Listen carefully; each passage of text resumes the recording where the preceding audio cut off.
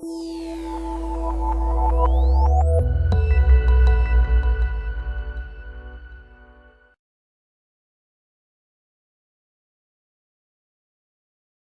good morning to all of you, and it's been very exciting to hear the two speakers here in the morning.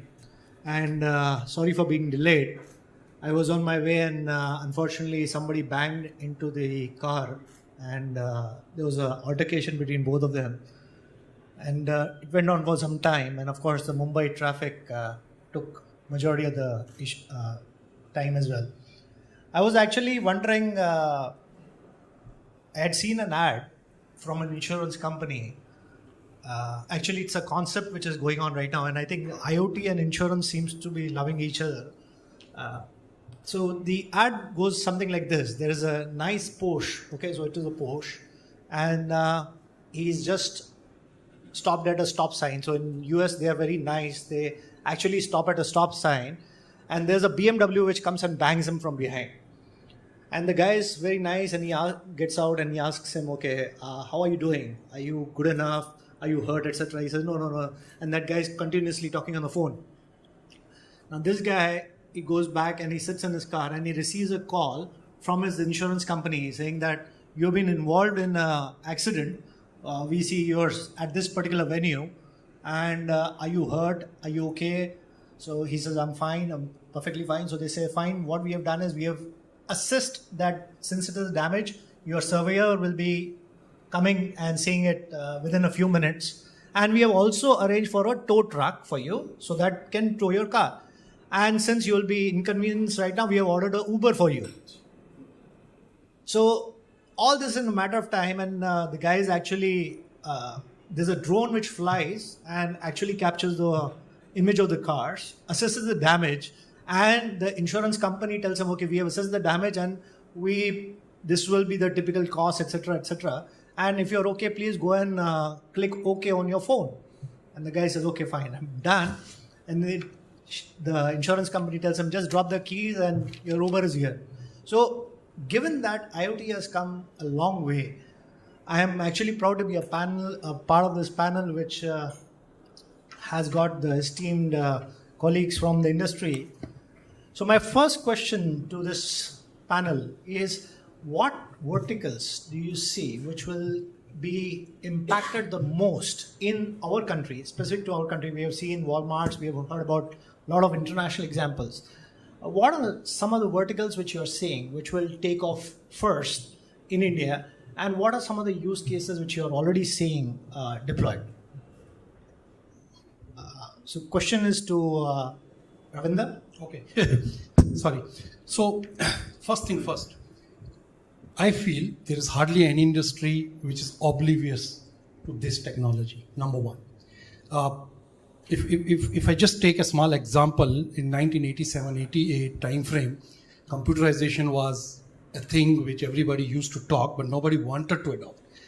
There were all sort of concerns about jobs, and there was one of the biggest bank strikes in those days. For 6 days, no bank was operating because they always feared that computers are being brought so that they can just throw out the people. Look at today and look at the banking industry today. The same computerization has actually made banks much more flexible, much more consumer oriented, friendly, and the banking industry has actually gone from leaps and bounds today.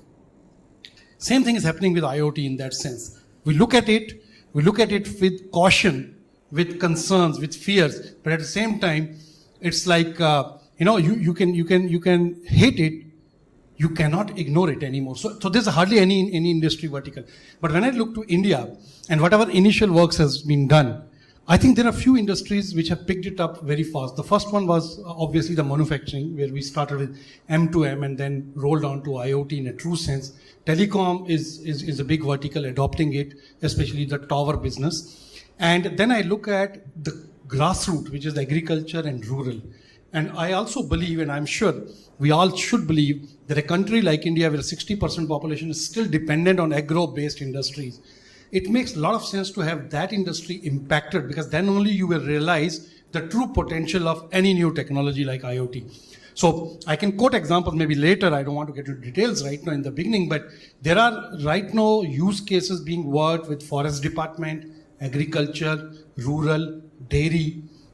In fact, we are working with 3 of them where we usage of IoT use cases to make things much easier, much better for people who are on the grassroots. You know, if a farmer can actually get much mileage and it stops a couple of farmers to actually, you know, take the drastic steps of suicide, I don't think there can be any better example of impact for any industry if we can do this. That's how I take it. All right. So maybe Paresh, if you could add to this. Yeah, actually, I would like to, add on to what Ravindra said. And firstly, thank you for having me on the panel. And you started off with a very good example. In fact, that's absolutely the example which probably most of the auto industry is taking out, whether it is Mahindra and Mahindra, Toyota, and all these guys. But one of the things which we see is, and Uttam could add on to it because I've seen his presentation as well, is firstly, India has adapted in the utility space. Okay.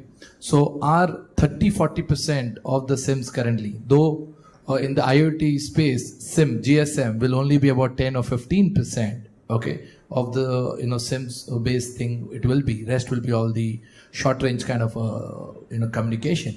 In the utility space, we have seen all your energy meter, water meter, and that too in the distribution side. It's not yet reached the home side, okay. There's a consumer thing which is going on. Of course, the problem is with the protocols, and also a lot of companies are working on it. All the consumer companies, there's a lot of interaction going with them on that. Okay. Healthcare is another one. I think, Uttam gave examples. So healthcare will be something which will be there, and automation. I think cars are going to, the connected car things is going to be a thing which is going to be reality very soon. In fact, all the cars now you see have some kind of connectivity, which is that the entire infotainment is going to be there. That's going to get connected to the insurance guys, in terms of security, tracking the vehicles. I think there's going to be consumer, utilities, and healthcare. I think these 3 will progress very fast. Of course, application is across. And as we progress along the panel discussion, we'll talk about a lot of examples, where we couldn't think of, and they have come up with solutions. There are a lot of entrepreneurs who are coming up with small solutions, and which is impacting, which is helping to improve efficiencies, innovative and good customer experience. So we will talk about it, but I think these are the 3 areas where we will see good amount of growth very fast. All right. So I'll just jump onto the second question. So Uttam brought up some good use cases specifically to India in his presentation. But Uttam, I have a question for you. As a telecom operator, one of the things which we always see, and recently you have the big operator coming in India. So everybody is worried about the ARPU going down on the consumer side, right? Of course, you guys may be doing well on the business side, but on the consumer side, it is hitting you. Is IoT going to create a new ARPU for you? Additionally, will IoT become a separate business for you? That is my question. Thanks, Yogesh, for asking this question. This is very relevant, and for all the people in over here, because I believe is IoT. If you are serious about IoT, then you need to have a special teams which is going to handle it, because as an operator because we are not just dealing with consumer, we are dealing with devices, and which requires far more practice, because before even the end customer detects these things, device detects much faster the issues. So it needs to have a different kind of plan, support, processes, everything. So to answer your question, a company who's thinking seriously about IoT need to have a separate skill sets, platform, applications and services, and also ability to be agile enough. Because if most of the companies, large telcos, and they are not agile, so they sell their own product. So agility is very important. Agility to customize things is very important.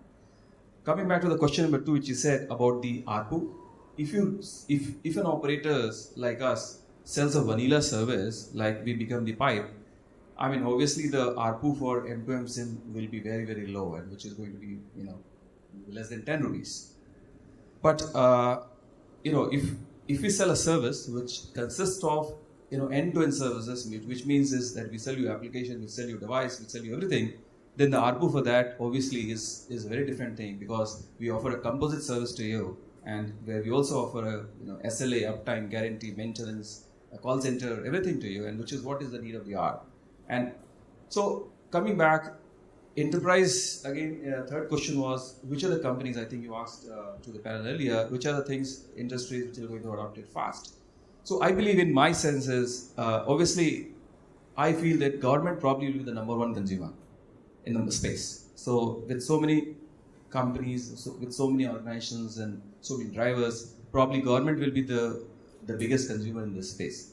Second comes to an enterprise, which again, enterprise of different kind, but within the enterprise, I believe is that healthcare and manufacturing and related to transportation and insurance will be the key things, and we are already working on these areas. As I mentioned in my presentation, blood bank, automation for a hospital, and really changing from the ecosystem from where the insurance and financial and the industries work. So that has to be a kind of association, and which will kind of get benefited out of it. So these three industries, which could be an easy cake for us, but there may be some other things, for example, for some other companies who are specialized in that area, maybe for us. But I think government is number one, and number two, I would put probably the healthcare, and number three is the transportation.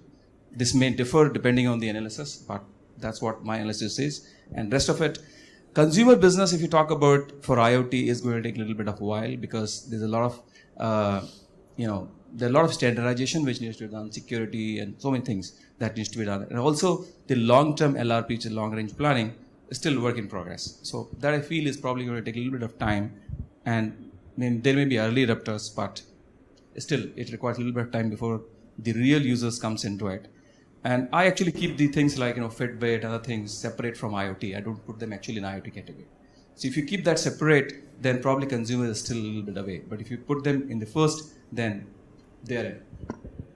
All right. So nice point which Uttam just brought up, saying he keeps Fitbits separate from IoT, while all the time if you see the amount of data which is actually getting generated because of Fitbits or all these health trackers, and even if you go to sports event, I don't know if you guys saw the F1 boat racing last week in Mumbai, or even if you saw it on TV, the amount of networks which were used, the amount of data which was collected, and the amount of data which was analyzed by the minute was so phenomenal that I would actually say that today healthcare, yes, I do agree, but healthcare, if I was able to divide fitness as a separate branch completely, that's probably generating tons of data. So that brings up my question to Krishna. Krishna, you are coming from the SI world and you work with a lot of international customers. What are the use cases you are seeing in the international side? At the same time, are you seeing the demand for a platform which is unique to every use case, or are you seeing that a single platform is able to serve multiple use cases? Yeah. Thanks, Yogesh. If I can take this question a little differently, because we have a ringside view for a lot of IoT implementations globally. We are lucky, we are fortunate. So we've done a lot of research and things. 2,000 companies and executives we've studied. There are four things I think which is I find it very fascinating, right? The four learnings are great, deep insights. This has got nothing to do with industry. This cuts across industry, cuts across enterprise and consumer. The first thing is IoT, we believe, will be human-centered. I don't know if it's going to be humanity-centered, but it's going to be human-centered, right? It is for the need or greed of a human. So IoT will start that way. Will it end up as a Skynet? We don't know. Okay, that's where it gets into humanity. That's more of a philosophy, moral debate, right? So how the platforms handle all of that, that's an issue, right? So they're coming next to the next point, right? So therefore, what does a platform have to do, or what it has to take care is, if you look at it as a human-centered, the next important thing, Yogesh, we believe, is it has to be about thick data. Okay, so let me explain thick data, right? Okay, the pictorial example is what Uttam presented with that truck tilted. It's how can a lorry manage not with intelligent data or intelligent drivers? How can it manage with human drivers?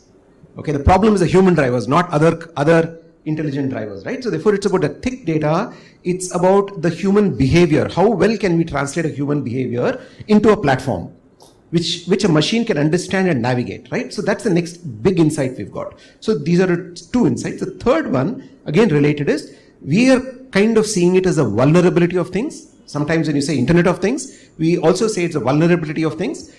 We predict that by 2020, you will have a very, very large security lapse, which will hit the IoT world. Okay, it'll rock the IoT world. It has happened in every industry, in every such movement, but it'll happen again. Yeah, it'll hit the IoT world. And you believe me, digital is dovetailing into internet IoT in a big way. We've seen it across the world. We can go to a lot of use cases that we have. The fourth thing, sorry, I know I'm taking a little longer, but the fourth very interesting thing is, therefore, as a result, across industries, the executives, what we've seen is belief is optional, participation is not. Okay, this again goes back to what Ravinder was saying. That is, you will have the impact. We've studied companies which have about $60 trillion turnover revenue, and we believe by 2020, at least 11% or even up to $20 trillion will be the impact of IoT or the growth. It could be negative or positive. So you can choose to believe in this or not, but you will be impacted by it. Yeah, these are the 4 learnings that you've seen. So if you were to ask the platform question, it's like I said, it's about we need to get all of these things right, Yogesh, before we can really crack the platform. There are tons of platforms out there. Jasper is one of them, right? All right. So good point you brought up specifically around the 4 areas, and I like the way you said belief is optional, participation is not. Right. So my question to Venki, you come from the content part of the world.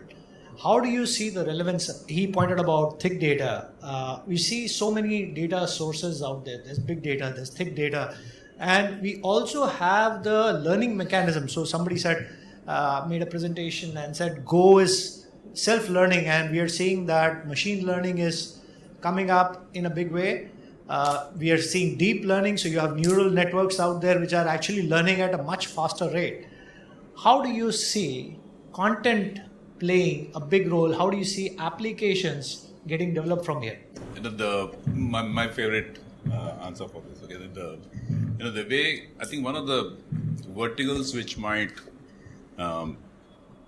is actually getting built as we speak is what is called a fourth-party logistics platform.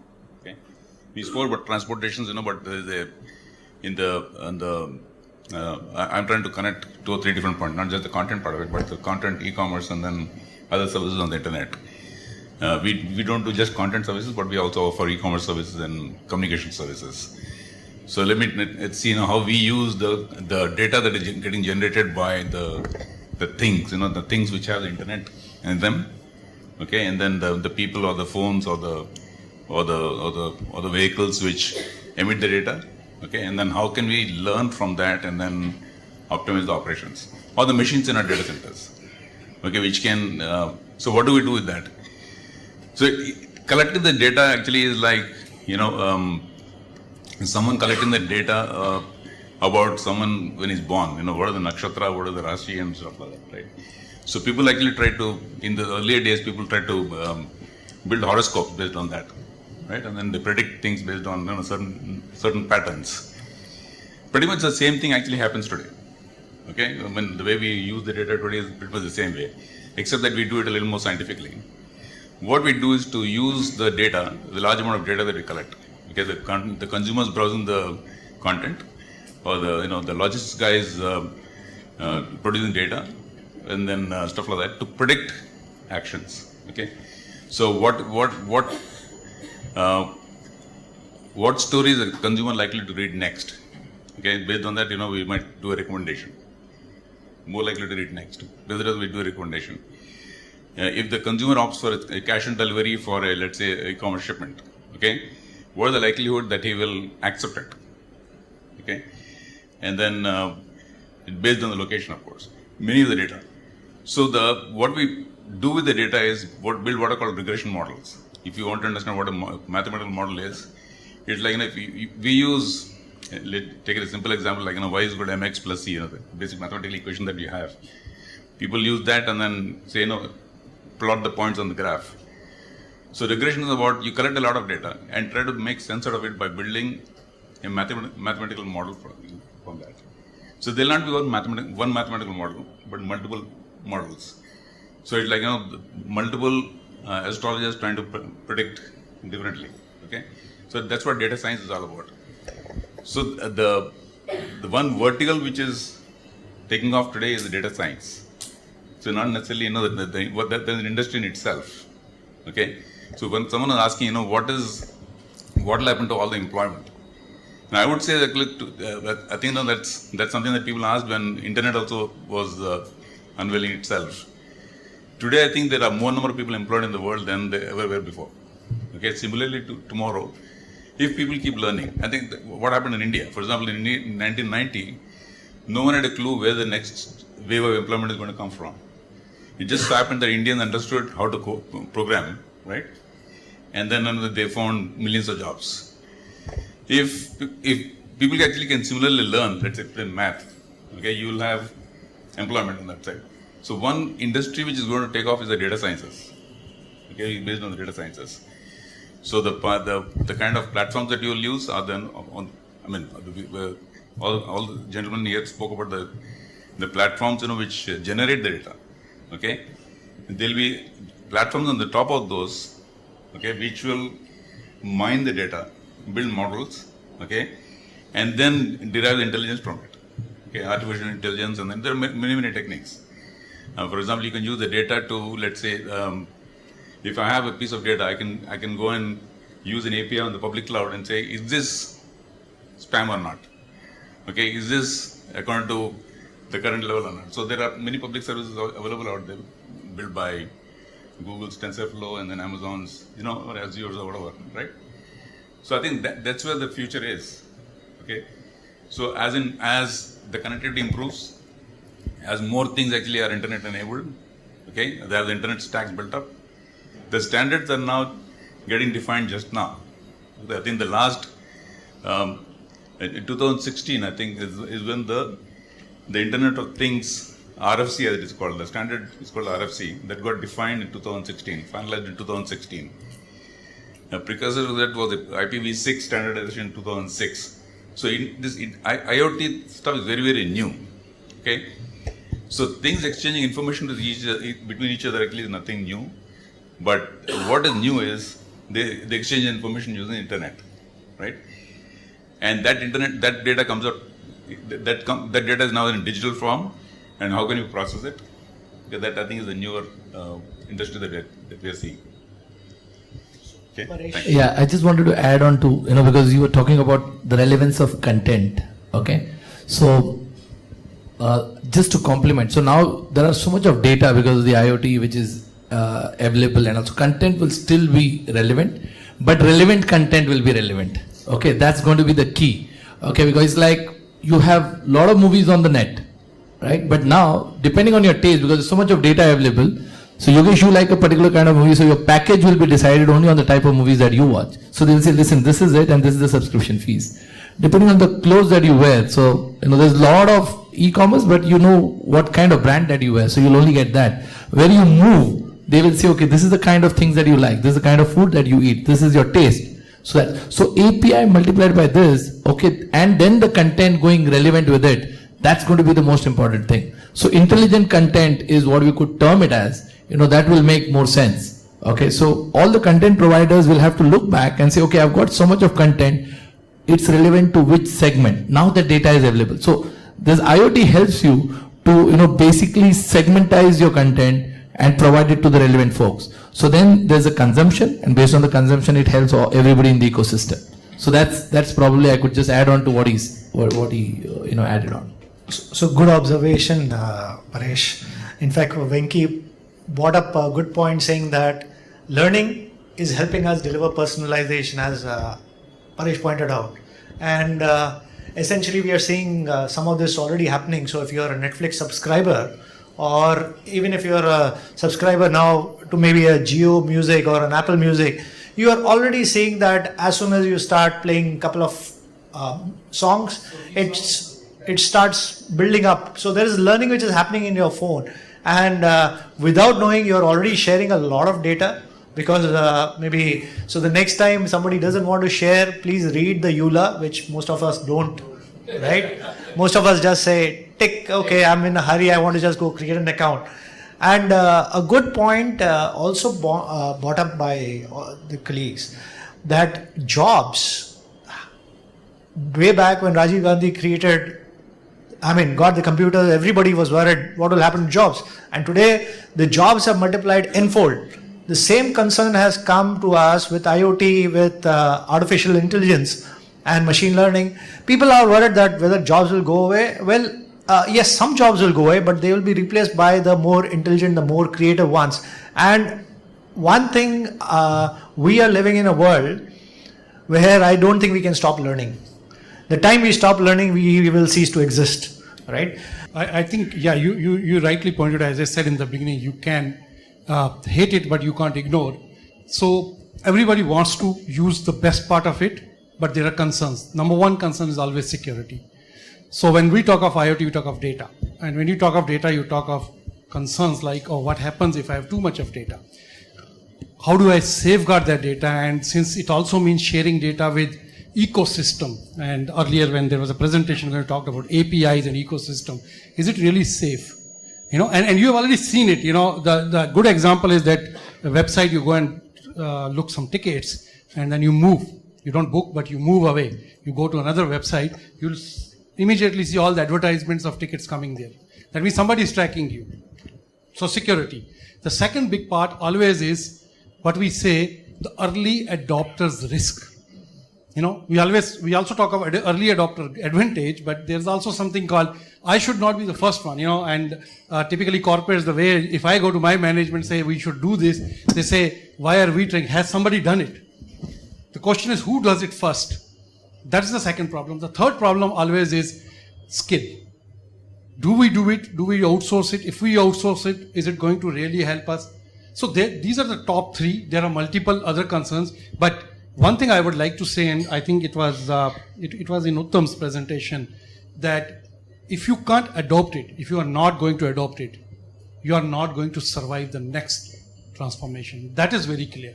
So some way you have to do it. Only thing is, how do you see these three risks as priority and then minimize that? That is left from customer to customer. Does that answer your question? I'd like to just add a little bit on it. I think the key things when we go and talk to the customer is the business case. An intelligent customer is willing to, you know, adapt to new technologies is around business case, right? So if I'm talking about an enterprise customer, he says, present me a business case and which will justify this. So now, you know, I am an IT professional, but I have learned enough to, you know, make a business case now.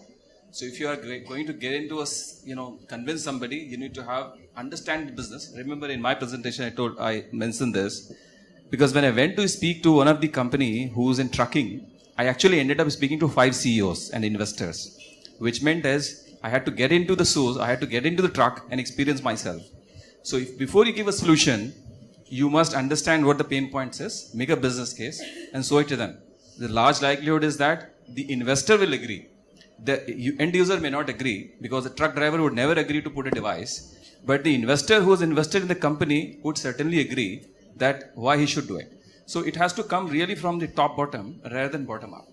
So in many cases it may be bottom up, but in large cases you have to see a top bottom. So which is mandate is that I ended up speaking to guy who's actually made an investment in finance company. So at that level, beyond managing director. So that is the kind of dialogue you need to have. You really want that particular thing to happen. And you need to be very sure that the business case is something which is not just on a paper, it is practical as well. So you need to make sure that it has got a proof in the pudding. For example, you should be able to showcase to it and with the numbers. I mean, the good thing is that I didn't hear affordability and cost as one of the reasons. So I'm assuming that's not... Absolutely. Actually, Business case will mean... business case means that. So you will have to do reduce cost and improve efficiency. I think if these two you can prove, then adoption will be. So he said early adopter, that means you need to have the gut feel to adapt it. So you see the future and you take it. But the ones that will take immediate notice is reduce cost and improve efficiencies. Like why utility has gone straight away. I mean, all the meters are becoming smart, right? There are some utility things that are happening. Like just to add on to a few things which will really take up. There's an entrepreneur in Maharashtra who's talking about generators being intelligent. Now what? That's a very simple thing that he did. The farmers had to travel 1 to 2 kilometers just to put the generator on and off when the power comes. So he has to walk because the power has come, he has to put it on and then he has to put it off. So now he's put a SIM onto the generator. So when the power comes, he just dials into the generator. the generator becomes on. He just dials again, it puts off. So he doesn't have to travel. So it's a very simple solution, came up. Another simple solution, the other guy he's made is that on a door lock. So he just put a SIM on the lock cost about 700, 800 rupees, so the cost was less. So people are adapting to it. So the moment it locks, he gets an SMS, it's locked. Somebody tries to open it, he gets an SMS that somebody is trying to fidget with it. Simple solution. So simple, less cost, easy to adapt, will be taking off faster. But anything which is else, there are security concerns and all, which is if you're going to get into bigger things. Right? Because if you're going to share data with multiple things, the APIs are going to be shared. For example, the Ola Uber is the reality. But now Ola Uber is also trying to see, where you're traveling. So it will tell you, by the way, there's a pantaloon here. Do you want to shop here? Okay, there's a McDonald's. You have shopped last time. So, then McDonald's, they have a tie-up. So those are things which is little privacy kind of stuff. That also will be a problem. But overall, I think there are a lot of areas because of cost efficiencies and, new innovative service and customer experience, people will start adapting to it. Right? My take on this is a little different, right? From what we are seeing in global use cases, it is about that spark, okay? It's about competition, about survival, okay? You've seen this, okay? When Airbnb came in, how the hotel groups chain started collaborating. So, cost is there, but cost has always been there, right? Cost takeout is only that much. It is more about the competition and survival which will drive, and we've seen use cases. We worked, for example, with Disney in creating the Magic Band, which is what they use in the Disney Orlando and theme parks and stuff. So we've seen a whole lot of things happening because there is a disruptor out there who will actually create that spark. So one of you in the room possibly could open a company which will disrupt the largest banking industry. Classic case, credit rating industry is being disrupted by Cabbage and a small other companies out there who are doing it for small and medium businesses using public available data. So it is disrupting the whole banking chain, blockchain. We don't know what will happen. So I think cost is there, but there is always a business case, always a cost. That's what operationally managers we need to do as operations, but it is much more about the larger scheme of things, right? So that's what you need to predict. Follow the puck, as they say, right? You need to see where it's going, and the guys who can predict it best and can survive are the ones who will make it. That's my line to that. I think one of the key things that have to happen is the interoperability. Okay. Today, the most of the solutions that you have are proprietary. The platforms are proprietary. So if you want all the things to be connected seamlessly, okay, and then so the underlying stacks have to be interoperable. Okay, the internet stacks have to be interoperable today. So that is the key. That's what I was saying. The 2016 was the year in which the Internet Engineering Task Force finally standardized the RFC. Finally published the RFCs for. Finalize the RFCs for for the personal area networks. And as well as communication stuff. Right. That's happened just in 2016. I think it's still very, very early days. I think when that adoption happens, when all the devices, all the things get actually loaded with these quote unquote standard stacks, they'll be a lot more interoperable. So then the cost factor automatically comes down. Okay, and then people will start finding applications. More data will start getting collected, and then people will start finding patterns. And in a sense, I think for me, on the Internet of Sites, okay, search was a killer app. Okay, on the Internet of Things, finding the patterns, okay, and then profiting from it is the killer app. Okay, and finding the patterns from it actually is the data science.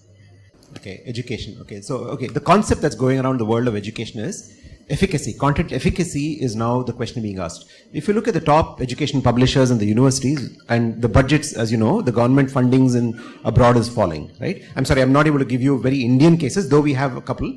But essentially, as the cost of funding of a student goes down, the student is forced to ask that most tough question. What am I going to get out of it, right? And all of that is now pointing to, I'm spending so much on colleges. What is the efficacy I'm getting out of it?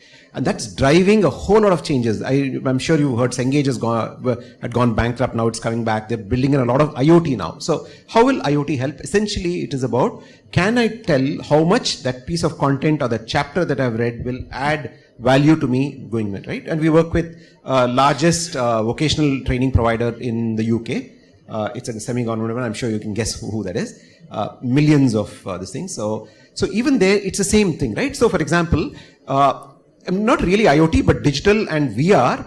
They're rolling out trainings, say for example, in healthcare staff, using this thing? How do you deliver a baby, right? So that's a whole lot of thing is being used. And another use case we've seen, again, healthcare, it's a possible thing, where as a surgeon goes in, he just kind of shows his hand to a machine there, and it tells him whether his hands is germ free, that he can enter the thing, right? So there's a whole lot of that happening, and virtual reality is not really IoT, really, it's not IoT, but all of that is adding. But essentially you will start seeing devices getting very, very intelligent, especially as they get more into the cloud, and Microsoft Edu Cloud is pretty large in that space. You'll start seeing those questions of, first is rating and ranking teachers, rating and ranking students, budget interventions, okay? All of that will get much more proactive, and you will see the questions being asked, I'm spending so much, what am I getting out of it? Okay. Actually, my question was also regarding school management system. See, how this is regarding tracking of students. Sometimes what happens, something happens, some theft or some, some people, kidnapping happens. So for that, I think that is very important to make use of IoT.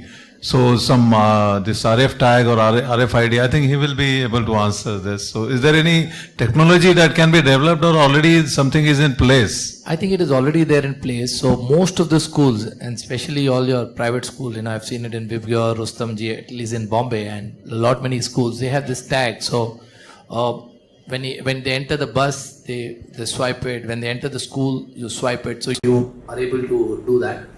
The other thing is also in the mobile, if they carry a SIM, okay, you're able to, so these are all applications which are there, and now it is kind of going ahead. So we can track them. If you give them a SIM, that SIM can be tracked, and you can send messages if they are outside the school or they are gone anywhere, that is there. The other thing is now there are smartwatches coming in. Smartwatches need not have all the other features. It's again affordable kind of smartwatch, wherein the student can be tracked, and plus he can make two calls to 2 or 3 people from the call. So it's just press a button, it will call to his dad or mom or whatever. So there are multiple things that are coming up, and it will gain momentum very soon. Coming back to education, actually in education we are working on few things. If you see Mahesh tutorials or Bijus and all these guys, so they are providing content for different folks that can come directly. It can be a push education or a pull-in education, depending on how they want it. So they've kind of transformed that sector. So everybody now in the good coaching classes have a tab, and all tabs are relevant. Suppose you have missed a class, you can actually go there and do it. If you like a professor, he's also there. The professor also can be virtually done in multiple schools together, because the rooms are becoming smarter. So the smart room will give you all these options. So there are a lot of things happening. There's also education happening to the farmers, the fishermen, and all that. So government is working at multiple areas where that tabs will have only relevant information. Plus to India we'll have to do language, plus easy to use kind of things. So that is how it's becoming, and probably education, government is going to drive it. Plus the public sector in the school level will happen. So these are few things that is happening. Catch up post this session, because I'm also working with a couple of startups, and 3 of the startups, one of them actually works in the education world. And just to give an example of what some of the startups are doing also, there's a small company which is very specific use case they have come out with. They've created a sensor, they put it into the tire of a truck, and they measure the air pressure and the temperature. These are the 2 things which they measure, and they are very specific. So like Uttam as well as Paresh said, the business case plus at the end of the day it has to be specific to a company. So while there might be a broad use case list, not everything will meet somebody's requirement. So there will be that tailoring which needs to be done. Okay. I was actually listening to Matthias in the morning, and I like the idea of taking IoT out there. However, we all know that security is the biggest challenge for us, and one of the inhibitors also for the adoption of IoT. My question to, actually I'll start with the vendor first. So Ravinder, what is the vendor community doing, right? And what are some of the practices which ideally somebody should take? Is it like somebody just takes a use case and deploys, or is there an importance of looking at an architectural approach? Both ways. In fact, start with security. So we have come a way when security used to be, and perimeter, because you want to block access, and then it was on the data, so you want to block access to data, and finally now we have come to devices, because everybody carries so many devices, So these three different kind of secure infrastructure application is still not enough to prevent ransomware.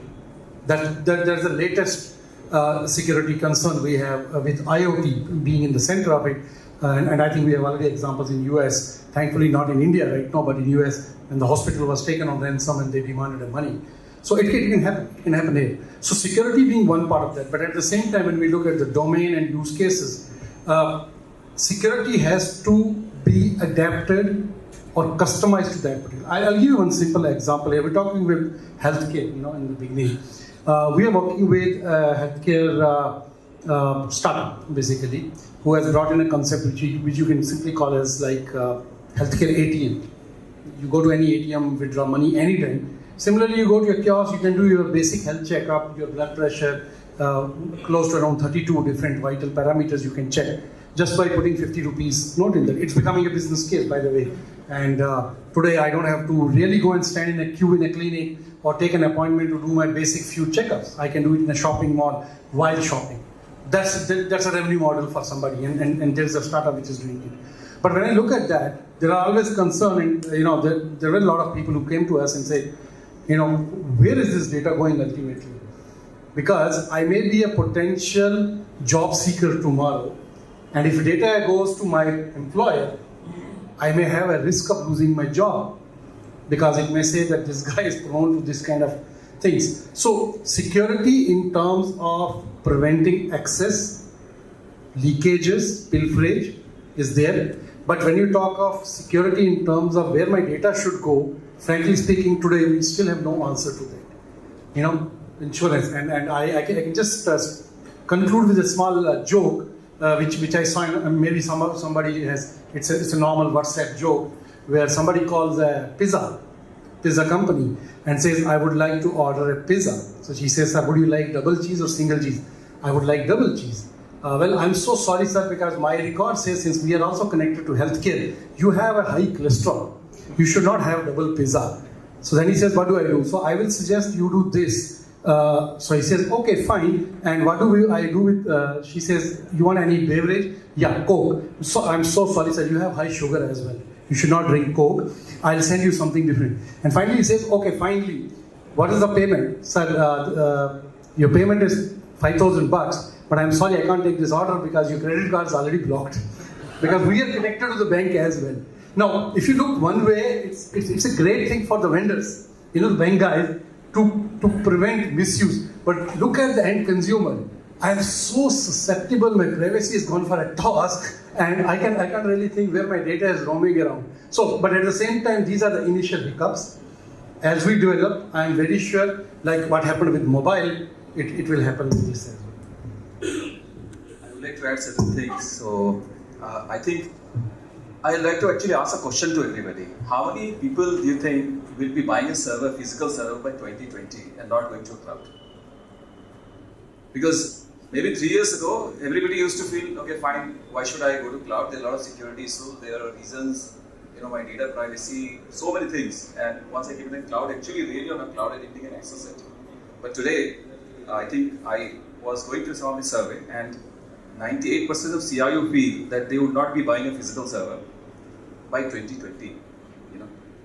So that is the kind of confidence people have, and that has been built because of the things that the ecosystem and the partner vendor community has worked to make sure that the cloud infrastructure is secured enough. Today, looking at my job, I'm looking at winding up my data center as a telco data center, going to a cloud, which is a very big step, right? And when I was with Bharti Airtel in 2005, we ended up the contract of IT, now sourcing to complete outsourcing of IT, and that was a jerk to the industry. It's fine. How can you do it? But that did not kind of, disturb their business. It was the outsourcing business. People did it and they proved it that, partners can work. Similarly, there's a transition which happened from your in-premise data center to a cloud. And when the security and everything ecosystem played a role. So why do you believe, because that's my pitch when I go and talk to CIO or CEO of the company, that's what I tell them. That my belief is that once you get mature, the system and technology will walk along with you. So being from the IT and the systems perspective and from the industry, we carry the message that once there is a problem, there will always be a fix. And obviously the fix and problem has to, obviously there's a thief and the police, there is always a tussle. So we have to be smart enough. The systems that we provide has enough security, enough privacy stuff built in so that it doesn't breach the security. Obviously, no security is enough and privacy is enough. But we must attempt our full. All right. In the interest of time, I guess we have overshot this. So thanks, Uttam. Thanks, Pravinder, Paresh, Krishna, and Venki for sharing this wonderful insight. I would like to just add a last insight which I would like to share. October 26, 2016. I don't know if anybody's read about it. Mirai attacked the internet, and what was attacked was using the IoT devices. Your surveillance cameras, your routers, some of the sensors, and what was the reason? Because they had the default passwords. So somebody just launched a brute force attack and used those devices to bring down the internet for a couple of hours. Of course, an insignificant country from our perspective would be Liberia, but they had their entire internet down for a full day. So IoT attacks are already here. It's already happening on the internet. So security is something which will have to be built into your approach before you actually get into doing IoT. With that, I just wanted to capture a few thoughts which I heard from the team. So we heard that agriculture, grassroots innovation, looking at M2M is not enough. Only you are going to look at different kinds of access mechanisms. So LoRa, your LPWA is already out there. Healthcare and automation seems to be the top areas. And separate skill sets which will be required for IoT, and agility which needs to be bought in by the SP. So SPs can't just sell a pipe. They have to actually put it as a service. And government as a number one consumer. Okay, that was an interesting insight. So while we thought enterprise or consumers, it is government, and healthcare and transportation are the top priorities again. The four learnings which we heard from Krishna were, it is human centered, and I like the word he coined out, it's not IoT, it's VOT, right? And essentially the digital transformation, everybody is talking about digital, and that is being led by IoT. And whether we like it or not, I like that statement quite a lot. We don't have a choice. We have to participate in it. And just like Uttam said, cloud took many years. Now, who talks about doing servers or building data centers? Everything is in the cloud. Similarly, IoT has been talked about, and maybe in the next couple of years, the next generation will be not even knowing that, what was it like to actually build out network. Somebody else will be doing it on the cloud, and probably you'll be only hosting a bunch of sensors out there. The fourth party logistics platform, whether it was looking at content, communication and e-commerce, you are looking at learning, which will embody all of this, analytics, which will get the intelligence out, and you have patterns as well as anti-patterns, which will create the regression models, which will give you the insight. So data science will be very much important when you come to IoT. And to some of the questions which we heard, the business case will drive IoT. So once you have the business case, IoT will automatically happen. Again, it depends on who's the first, or we look at interop coming in, or whether those are specific use cases which will happen. With that, I would like to thank this esteemed panel, and thanks for having us.